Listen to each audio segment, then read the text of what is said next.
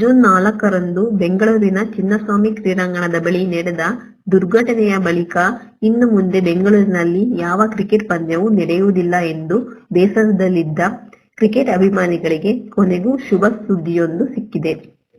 ಭಾರತ ತಂಡದ ಮಾಜಿ ಕ್ರಿಕೆಟಿಗ ವೆಂಕಟೇಶ್ ಪ್ರಸಾದ್ ಕೆಎಸ್ಸಿಎ ಅಧ್ಯಕ್ಷರಾಗಿ ಆಯ್ಕೆಯಾಗಿದ್ದ ಬಳಿಕ ರಾಜ್ಯ ಕ್ರಿಕೆಟ್ಗೆ ಮರುಜನ್ಮ ಸಿಕ್ಕಿದ್ದು, ಚಿನ್ನಸ್ವಾಮಿಯಲ್ಲಿ ಸ್ಥಗಿತಗೊಂಡಿದ್ದ ಕ್ರಿಕೆಟ್ ಚಟುವಟಿಕೆಗಳು ಗರಿಗೆದರಿದೆ.